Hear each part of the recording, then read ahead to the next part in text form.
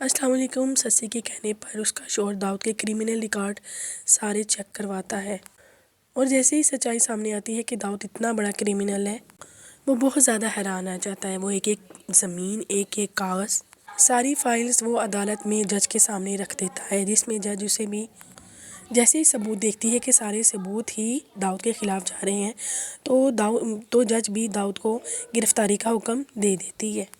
पिया जैसी ही खबर सुनती है, पिया बेहद खुश हो जाती है, लेकिन दूसरी तरफ दाऊद का गुस्सा आसमान को छूने लग जाता है।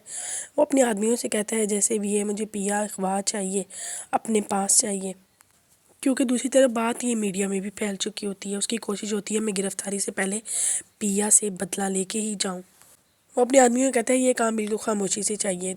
पिया के आसपास उसके आदमी पहुंच जाते हैं, उसके घर के आसपास। वहाँ पे एक छोटा सा बच्चा पिया के घर भेजा जाता है और जाके वो बच्चा झूठा पैगाम देता है कि दाऊद ने सावल को मार दिया है। पिया जैसे ये बात सुनती है वो बाहर की तरफ भागती है। वो लोग पिया को किडनैप करके गाड़ी में डाल के ले जाते हैं और ये सारी कार्रवाई टीपू देख रहा होता है। टीपू जल्दी से सावल के पास जाता है और उसे सारी हकीकत बताता है। सावल फौरी गाड़ी लेके भाग जाता है, लेकिन तब तक दाऊद के आदमी पिया को दाऊद के पास पहुंचा चुके होते हैं। सावल जैसे वहाँ पे पहुँचता है और बहुत ज़्यादा गुस्से में कहता है पिया को छोड़ दो, नहीं तो इसका अंजाम बेहद बुरा होगा। दाऊद आगे से स्माइल पास करता है, कहता है कि वाह, एक तो खुद आ गया और दूसरा भी उसके पीछे पीछे चला आया है। सावल उसे कहता है शायद तुम गलत फहमी का शिकार हो, मैं तीसरा शिकार भी अपने साथ लाया हूँ। दाऊद आगे से कहता है वो शिकार कौन है। सावल जिस तरह सीटी बजाता है, पीछे से पुलिस और मीडिया वाले सारे वहाँ पर आ जाते हैं। दाऊद जैसे ये सब देखता है उसका रंग जर्द हो जाता है, वो बेहद डर जाता है। सावल उसे कहता है तुम क्या समझते कि तुम मुझसे पिया को दूर करोगे और मैं तुम्हें ऐसे ही छोड़ दूंगा। सावल उसे कहता है कि पिया जी मेरी मोहब्बत और मेरी मोहब्बत को कोई भी मुझसे दूर नहीं कर सकता। दाऊद को गुस्सा आता है, वो कहता है अब तो मैं जा रहा हूँ, लेकिन मैं बहुत जल्द तुमसे अपना बदला लूँगा, ये मेरी बात याद रखना सावल।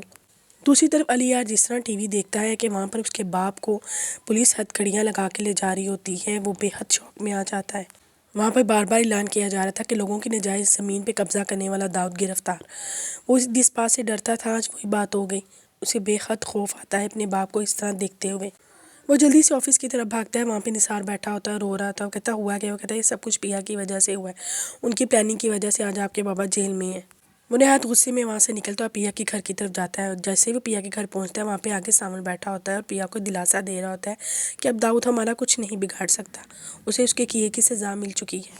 अरे यार गुस्से से कहता है मुझे पहले पता था इन सब चीज़ों के पीछे सावल तुम्हारा हाथ है, तुमने मेरी मोहब्बत छीन ली, मेरे बाप को जेल पहुँचा दिया। वो नहायत गुस्से से चिल्लाता और कहता है सावल मैं तुम्हारा नाम इस ज़ेरे ज़मीन से मिटा दूंगा और पिया को, तुम दोनों को अब मेरे हाथों से मरना होगा।